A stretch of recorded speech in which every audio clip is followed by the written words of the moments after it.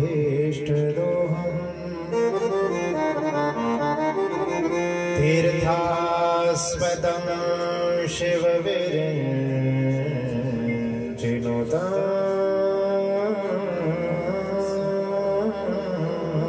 शरण्यम्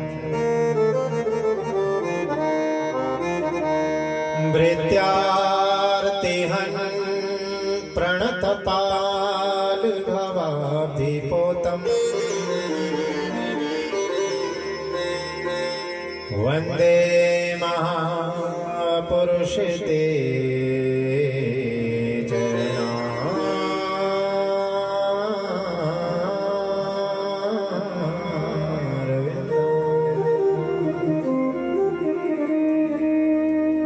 वंशे विभूषितकरालनीरदाभा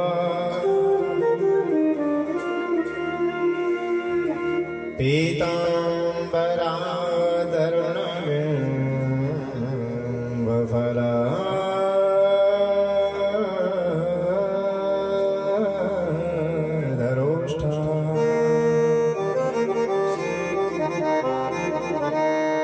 पूर्णेन्दुसुन्दरमुखादरविन्दनेत्रा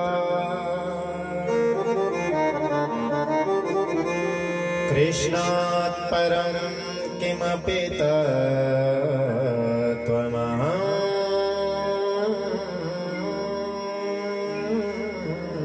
न जाने।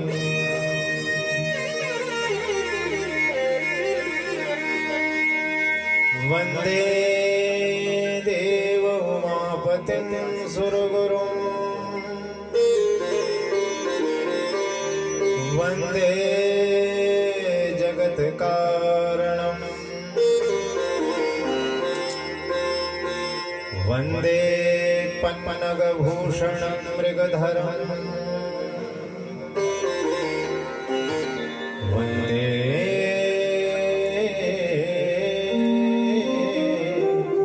पशूनां पतिम्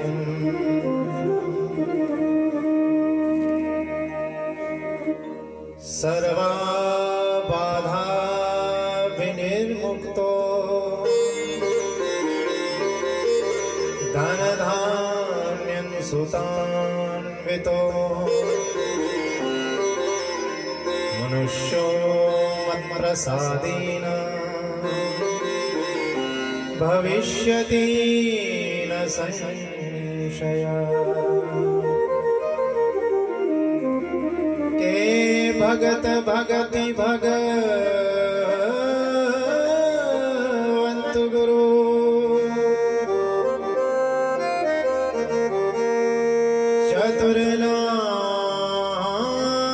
चतुर्नाम वपुएक इनके पद वंदन करूं नाशत विघ्न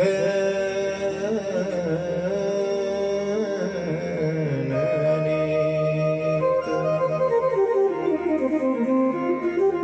ओ आए हनुमंत जी विराजिए कथा कहूँ अति अनुसार प्रेम से गाते बैठो आइए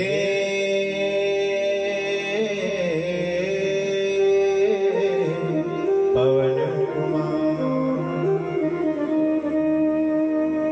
आइए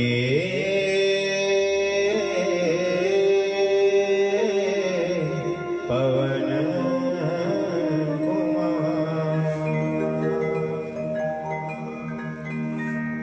बोलो वृंदावन बांके बिहारी लाल की जय। सद्गुरुदेव भगवान की जय। श्रीमद् भागवत महापुराण की जय। सच्चिदानंद भगवान की जय। हनुमान जी महाराज की जय। जुनगा महाराज की जय।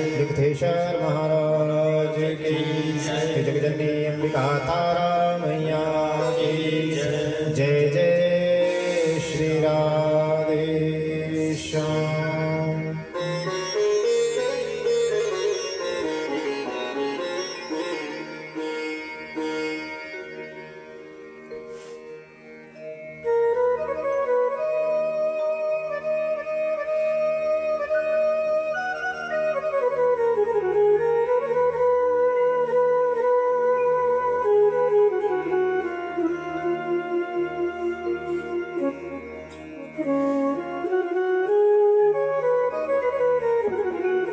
जीवन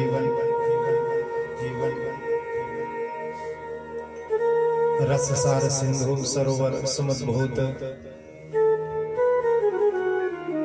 पंकज कमल अद्वितीय मूर्ति निखिल जगन्नियंता शारंग पाणी पुण्य श्लोक शिखामणि अखंड चिन्मयी दृष्टि से युक्त शुद्ध सत्व में सर्वज्ञ परमात्मा स्वरूप निर्विकार आदि पुरुष षडेश्वर से संपन्न तीनों गुणों के अधिष्ठाता सुखदायक दया के समुद्र शरणागत वत्सल भक्त वत्सल भक्तवांछा पारिजात कल्पतरु नंद नंदन यशोदानंद वर्धन चित चोर माखन चोर कृष्ण कन्हैया श्री बाल कृष्ण भगवान। बोलिए बाल कृष्ण भगवान की। और इन्हीं वेद वेदांत विद्यानंद कंद श्री कृष्ण चरण मकरंद मिलिंद महानुभाव की वांग में प्रतिमूर्ति श्रीमद् भागवत महापुराण। बोलिए श्रीमद् भागवत महापुराण की। विघ्नकर्ता विघ्नहर्ता भगवान श्री गणपति भगवान के चरणों में वंदन। प्रातः स्मरणीय अर्चनीय वंदनीय पूजनीय श्री गुरु चरणारविंदों में नमन करते हुए बहुत भावन भगवान भोलेनाथ शंकर भगवान का आवाहन करते हुए वाणी के अधिष्ठात्री देवी माँ सरस्वती जगज्जननी जगदम्बा माँ सरस्वती का वंदन करते हुए वो भगवती हमें कथा कहने की और कथा श्रवण करने का हमें सामर्थ्य प्रदान करें। और कुल देवता श्री सिद्धेश्वर महाराज, जुनगा महाराज, कुलथी देवता, स्थान देवता, ग्राम देवता, समस्त देवी देवताओं के चरणों में प्रणति पुष्पांजलि। मंडल प्रवाह स्थापित पूजे समस्त देवी देवताओं के चरणों में वंदन। भूत भावन भाव के साथ शंकर भगवान के सभी गणों को नमन करते हुए और बंधुओं जो इस धराधाम पर प्रत्येक जीव के लिए प्रत्येक व्यक्ति के लिए साक्षात शिव शक्ति का स्वरूप होते हैं, जो मेरे मार्गदृष्टा हैं, मेरे पथ प्रदर्शक है, मैं अपने माता पिता के चरणों का स्मरण करता हूँ। गुरु गोविंद भगवान की समुपस्थित समस्त ब्राह्मण वृंद विद्वत वरिण्य ज्येष्ठ श्रेष्ठ कथा रस पासों यजमान परिवार श्रोताविंद स्नेहमय बाल वृंद और आपके हृदय में विराजमान मेरा गोविंद गुरु गोविंद भगवान की। आपके इस क्यारी ग्राम में बड़ा शुभ आयोजन देवताओं की परम पावन उपस्थिति में ठाकुर जी के साक्षात विग्रह श्रीमद् भागवत महापुराण के सन्मुख होकर उस दिवंगत आत्मा जो आज से ठीक 1 वर्ष पूर्व प्रभु चरणों में विलीन हो गई देवी स्वाति शर्मा,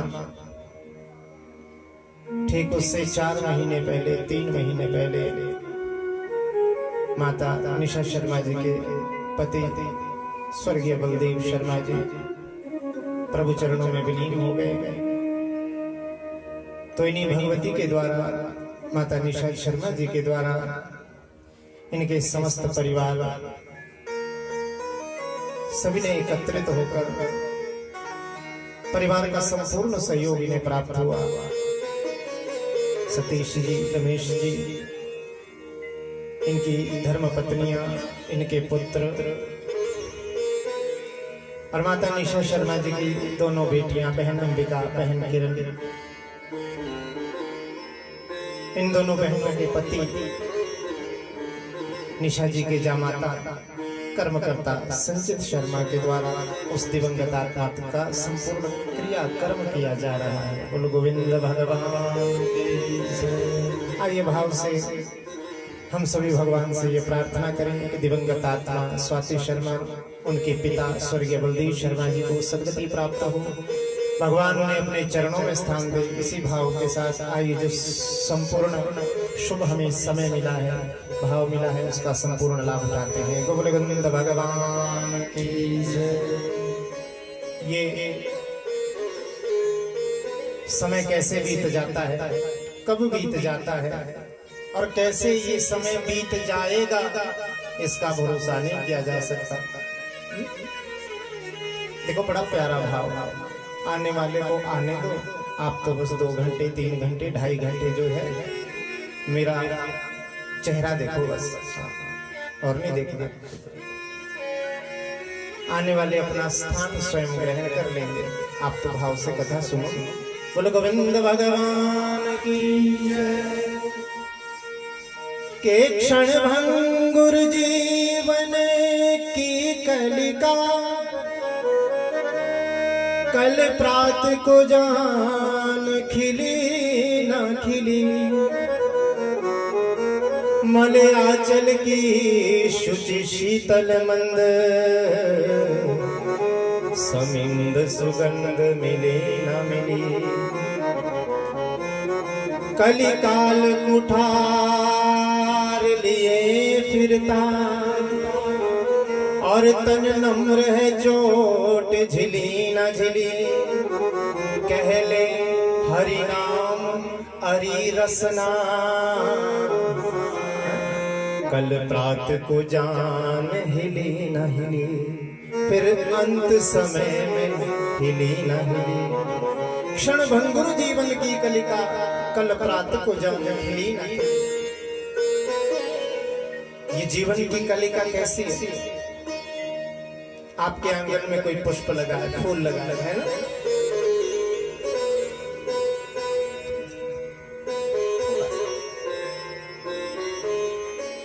आपके आंगन में पुष्प खिला है, आपने सुबह देखा क्या कितना प्यारा पुष्प खिला है, गुलाब का, गेंदे का, किसी भी तरह का।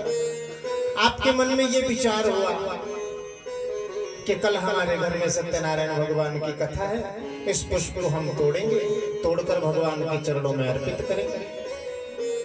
आपने क्या सोचा कि कल हमारे घर में कथा है, कल हम इस पुष्प को तोड़ेंगे, तो क्या इस बात की गारंटी है कि कल तक वो पुष्प वहां रहेगा? बोलो बोलो, कोई गारंटी नहीं। कोई बच्चा आया, बच्चा तोड़कर ले गया, कोई पक्षी आया, उसने उस पुष्प को खंडित कर दिया, बिखेर दिया। क्या इस बात का भान है हमें कि वो कल तक पुष्प उस वृक्ष पर रहेगा कि नहीं रहेगा? ऐसे ही जीवन की पुष्प रूपी जो कलिका है, कभी बड़ा सुंदर कह रहे हैं के क्षण भंगुर जीवन की कलिका, कल प्रात को जान खिली न खिली, मले आंचल की शुचि शीतल मंद, सुगंध समीर मिले न मिली।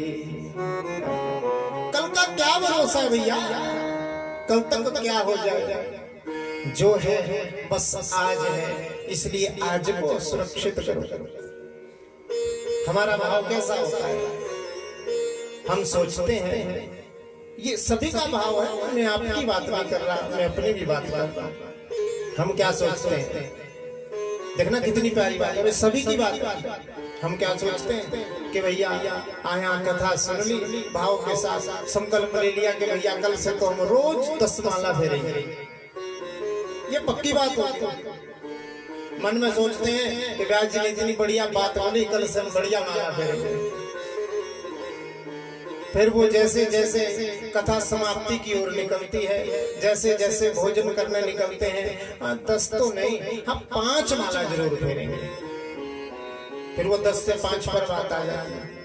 और फिर जब घर की ओर निकलते हैं, घर में पहुंचते हैं, फिर सोचते हैं कि चलो एक आधी माला तो फेर ही लूंगी, कहीं 5 नहीं होगी, हम एक आधी माला तो फेर ही लेंगे। लेकिन जब सुबह उठते हैं, स्नान ध्यान करते हैं, फिर मन में सोचते हैं ठीक है धूप ही बड़ा भरे भगवान, बोल गोविंद भगवान की।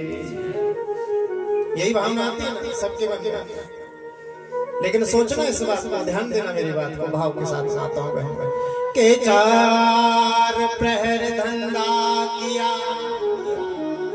और 3 प्रहर गया सोए, एक घड़ी न सत्संग किया तो फिर मुक्ति कैसे हुई। 4 प्रहर दिन में हम धंधा करते हैं, खूब काम करते हैं, फिर 3 प्रहर सोचते हैं कि सो जाए, 3 प्रहर गया सोई, फिर सोचते हैं कि एक घड़ी भजन कर लेंगे, फिर वो एक घड़ी भी नहीं मिलती, कोई ना कोई बहाना लग जाता है। बच्चा बात नहीं सुनता, बहू बात नहीं सुनती है, कोई ना कोई बहाना लग ही जाता है। एक प्रहर न सत्संग किया, एक घड़ी न सत्संग किया तो फिर मुक्ति कैसे हुई। फिर हम सोचते हैं भगवान, फिर हम विचार करते हैं कि सुबह उठेंगे भाव के साथ भजन करेंगे, फिर वो बात निकल जाती है। फिर अंत समय में सोचते हैं कि कोई बात नहीं। क्यारी में व्यास जी आए थे, तीर से वो बोल गए थे कि भी अंत समय में राम का नाम लेना तो मुक्ति हो जाएगी। बोलो गोविंद भगवान की। तो मेरी बात को ध्यान से सुनना भाइयों बहनों, के सदा तद भावे भावितम, जो भाव हमारा जीवन भर रहता है। अगर हमारी आसक्ति परिवार में, हमारी आसक्ति पुत्र में, हमारी आसक्ति धन में, तो अंत समय में ये भूल जाओ कि राम का नाम मुख पे आएगा। अंत समय में यही ध्यान आएगा कि मैंने धन कहाँ छुपा कर रखा है। बोलो गोविंद भगवान की जयकारा थोड़ा जोर से लगा। नींद आ गई पहली झड़ी के। ये सोच रहे हैं कि मैं कोई भजन गाऊंगा, आधे में जा गाऊंगा, जब मुझे लगेगा कि कहीं थोड़ा झटका आ रहा है बीच में तभी गाऊंगा, नहीं गाऊंगा। बोलो गोविंद भगवान की। इसलिए हम कहते हैं के भाग्यों देन बहुजन समर्जितेन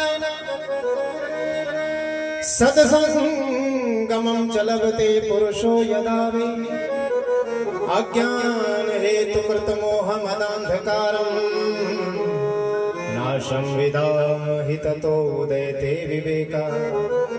इसलिए हम कह रहे भैया भाग्य का बहुत उदय हुआ है हमारा आपका। मेरा भी सौभाग्य है कि मैं इस व्यासपीठ पर बैठकर आपको कथा सुना रहा हूँ, और आपका भी सौभाग्य है कि आप ठाकुर की कथाएं सुन रहे हैं। बहुजन्म समर्जितेन, न जाने कितने जन्मों का पुण्य उजागर हुआ है आज के इस समय में। हम कहते हैं पिछले 20 लगभग 10-20 वर्षों से, याद रखना, न जाने कितने जन्मों के पुण्य का उदय हुआ है, जो हम सभी को भागवत हर कहीं ना कहीं से सुनने को मिलता ही है कि फलानी जगह कथा हो रही है, और हम कथा सुनते ही आ रहे हैं। बहुत भागवत हो रही है, कथाएं हो रही हैं, तो समझना इस बात को कि हमारे अनंत जन्मों के पुण्य का उदय हुआ है। तो इस अवसर का हमें संपूर्ण सत्संग का लाभ उठाना, सीखना आना चाहिए। एक गुरु ने अपने शिष्य से पूछा, एक शिष्य ने अपने गुरु से पूछा, गुरुजी इतनी कथाएं हो रही, इतनी भागवत हो रहे हैं, इतना सत्संग हो रहा है, लेकिन मुझे तो ये लगता नहीं कि कुछ असर भी हो रहा है। इसका क्या कारण है कि इतनी कथाएं होने के बावजूद भी, इतनी कथाएं होने पर भी उस सत्संग का असर ही नहीं रहता। पहले वर्षों में सुनने को मिलता था कि फलानी जगह में कथा हो रही है, तो वो एक कथा वर्षों में कभी होती थी तो उसका असर जो है वो वर्षों तक रहता था। अब तो क्षण क्षण में कथा होती है, लेकिन क्षण भर में उसका असर नहीं रहता। क्या कारण है? सोचा किसी ने? नहीं सोचा। कभी कभी हम सोचते हैं कि वर्षों में कभी कथाएं होती थी, और फिर उसका जब असर होता था तो वर्षों तक रहता था। लोग सत्संग की भावना से चला करते थे। आज यहाँ क्यारी में कथा हो रही है, फिर कुछ दिन बाद यहीं पड़ोस में और कथा हो जाएगी। कभी यांग में कथा हो रही है, कभी साधुपुर में कथाएं हो रही, कभी जुनगा में कथाएं हो रही, लेकिन उसका असर क्यों नहीं रहता है? तो यही भावना से शिष्य ने गुरु से पूछा कि गुरु जी उसका असर क्यों नहीं रहता? गुरु जी ने कहा, उत्तर देते हुए बोले गुरु कि बेटा ऐसा कर, बाजार चला जा और एक मदिरा का घड़ा लेकर आ। क्या लेकर आ? मदिरा यानी शराब। वो घड़ा लेकर आ। शिष्य गया, मदिरा का घड़ा लेकर आया, गुरु के पास रख दिया। मन में विचार आया गुरु जी शराब पिएंगे। गुरु जी के सामने रख दिया। गुरु जी ने संध्या बंदन निवृत्त किया, अपना माला झोली जमीन पर रखी और कहा, बेटा ऐसा कर, ये घड़ा उठा और इसको पीना शुरू कर। शिष्य ने कहा गुरुजी क्या कह रहे हैं? गुरुजी ने कहा कि गुरु आज्ञा में संदेह नहीं करना चाहिए, जैसा मैं कहता हूँ वैसा कर। शिष्य ने पर एक बात का ध्यान रखना कि जो तू मदिरा जो तू पी रहा है, इस बात का ध्यान रखना कि जो तू पिएगा वो पिया हुआ तेरा गले से नीचे ना उतरे। उसे मुख में रखना और उसका वमन कर देना, उसको थूक देना। ऐसा करते करते शिष्य ने घड़ा मुख में लगाया, मदिरा पीता मुख में रखता थूक देता, पीता मुख में रखता थूक देता। ऐसा करते करते घड़ा समाप्त कर दिया। बोलो गोविंद भगवान की। क्या कर दिया? समाप्त कर दिया। अंत में घड़ा जमीन पर रखा। गुरुजी ने पूछा क्यों बेटा, नशा हुआ? बोले गुरुजी नशा कैसे होगा? नशा तो तब होता यदि मैं उसे पीता और पीकर उसे कहां अपने उदर में धारण करता। नशा तो तब होता। आपने कहा था कि उल्टी कर देना, आपने कहा था कि इसका वमन कर देना, तो मैं मुख में रखते इसका कुल्ला करके गिरा देता था। नशा कैसे होता? बस यही बात है पुत्र, यही बात है मेरे प्रिय शिष्य कि हम लोग क्या करते हैं कि उसे सुनते तो हैं, सत्संग के शब्दों को हम सुनते तो हैं, पर सुनकर उसे अपने हृदय में नहीं उतारते। जिस दिन उस सत्संग के शब्दों को हम सुनकर अपने हृदय में उतारेंगे, समझ लेना उसी दिन से भागवत का असर फिर से शुरू हो जाएगा। बोलो गोविंद भगवान की। उस दिन से ही भागवत का असर शुरू हो जाएगा। भागवत में भी कहा है ना के निगम कल्पतरोर गलितम फलम शुकमुखातमृत द्रव संयुतम पिबत भागवतम रसमालयम मुहुरहो रसिका भुवि भावुका। शौनकादि ऋषियों ने सूत जी से पूछा कि भागवत क्या है, इसका फल क्या है, इसको कौन कौन सुन सकता है, इसको सुनकर जीवन जिसका धन्य हो जाए, ऐसा हमारा किसका स्वभाव होना चाहिए, जीव का कैसा स्वभाव होना चाहिए। तो शौनकादि ऋषियों को संबोधित करते हुए सूत भगवान कहते हैं कि शौनकादि ऋषियों देखो, मेरी बात को ध्यान से सुनना है, प्रतिष्ठित होनी चाहिए हृदय में बात, तभी यहाँ से कथा कहने का फायदा है और तभी आपका सुनने का भी फायदा है। के निगम कल्पतरोर गलितम फलम, निगम यानी वेद रूपी वृक्ष से, निगम कल्पतरोर गलितम। निगम कहते हैं वेदों को। कितने वेद? बोलो बोलो। 4।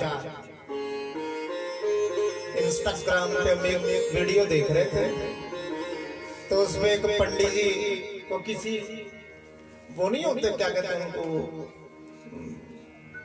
यूट्यूबर वीडियो बनाने वाले, उन्हें पूछा पंडित जी कि वेद कितने हैं? पंडित जी ने सोचा, बोले 36 प्रकार का। यूट्यूबर बेचारा हंसा, हमको बड़ी हंसी आई, 36 वेद कौन कौन से भैया? कहते एक आधे का नाम बताओ। पंडित जी बोले चलो 4-5 के नाम बता दो, जब 36 वेद है तो 4-5 तो याद ही आते। बोले अभी याद नहीं आ रहे, ये हाल है। 4 श्लोकों का तो व्यास जी ने 4 श्लोकों से 18,000 श्लोकों की संहिता भागवत बना दी, और बेचारे आजकल के हम लोगों ने 4 वेदों के 36 वेद बना दिए। व्यास जी ने भी 1 के 4 ही भाग किए थे। हमने सोचा धन्य हमारा 4 के 36 बना दिए पंडित जी ने। बोलो गोविंद भगवान की। तो हम तो निवेदन कर रहे थे कि भैया निगम कल्पतरोर गलितम फलम, निगम रूपी वृक्ष से ये गलितम फलम, ये पका हुआ फल उस निगम रूपी वृक्ष से गिरा। किसी ने पूछा गिर तो गया, टूटा क्यों नहीं? क्योंकि पका हुआ फल तो नीचे गिर के फट ही सकता है ना भैया। बोले फटा क्यों नहीं, टूटा क्यों नहीं? बोले ऐसे नहीं गिरा, ये शाखाओं के ऊपर पत्तों के बीच से लगता हुआ फल जमीन पर आया और ऐसे नहीं रुकते रुकते आया। तो कैसे आया? नारद भगवान नारायण रूपी शाखा से ये गिरा, ब्रह्मा जी रूपी शाखा पे ये अटका।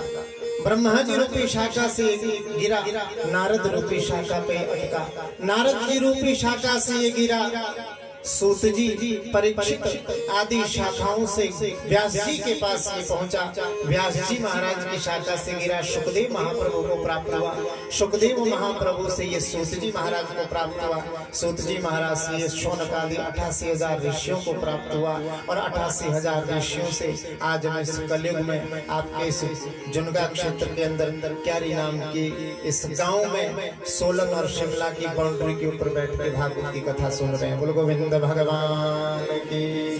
के निगम कल्पतरोर गलितम फलम। और किसी ने पूछा कि जो वृक्ष से ये जो फल गिरा है कैसा है ये? आवश्यक तो नहीं है कि ये पका तो आपने कह दिया कि ये पका हुआ है, पर कहीं खट्टा हुआ? बोले खट्टा नहीं, तो फिर कैसा है? बोले बहुत मीठा है। मीठा क्यों है? शुक मुखादमृत द्रव संयुतम। शुक रूपी, जब कभी हम पुराने जमाने की बात है, जब हम छोटे छोटे होते एक आड़ू का वृक्ष होता है, शायद मैं भूल गया हूं नाम, पर आड़ू होता था एक हरा हरा, तो कुछ कड़वे होते थे कुछ मीठे होते थे। तो जब हम कभी उन आड़ू के उन छोटे छोटे आड़ुओं को निकालते थे ना, तो हमारे माता पिता हमारी दादी जी हमसे कहते थे कि ये मीठा नहीं है। तो हम पूछते थे कौन सा मीठा है? ये देख जो चिड़िया ने खा रखा है। बोलो गोविंद भगवान की। बोलते थे अगर किसी पक्षी ने किसी फल को खा रखा है तो अवश्य ही वो फल मीठा होगा। ऐसे ही सुखदेव रूपी पक्षी के द्वारा, पक्षी रूपी सुखदेव जी के द्वारा शुक मुखादमृत द्रव संयुतम, उनके द्वारा ये चखा हुआ फल है, इसलिए अवश्य ही मीठा होगा। तो किसी ने कहा कि फल को तो भैया खाया जाता है, और आपने कहा कि पीबत, इस भागवत रूपी फल को पियो, तो फिर कैसे पियो? बोले ये बात वास्तविक बात है। कथा को हमेशा सुनकर उसका पान किया जाता है। पिबत भागवतम रसमालयम, रस का जो आलयम अर्थात रस का जो घर है, रस का जो भंडार है, उस भागवत कथा में, उस भागवत में भगवान श्री कृष्ण रूपी कथाओं के रस का भंडार बड़ा पड़ा है महाराज। बोलो गोविंद भगवान की। इसलिए उस कथा को, उस भागवत को अपने कर्णपुटों से श्रवण करो, श्रवण करके उसका पान करो, और पान करके उसे हृदय में उतारो।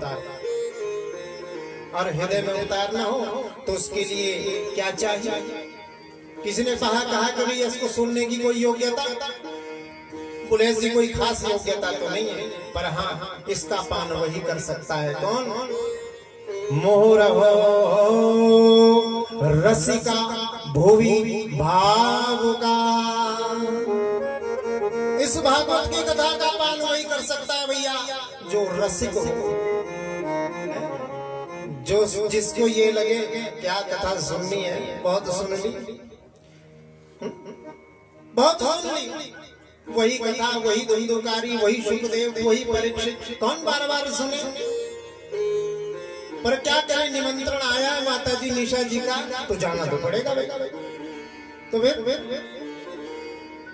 घर तक पहुंचे, निशा जी से मिले, माता जी से मिले, सांत्वना दी, 2-4 शब्द कह लिए, और थोड़े से किनारे पर चले गए पल्ली तरफ को। कब तो 3:30 या 4 बजे आएंगे महाराज।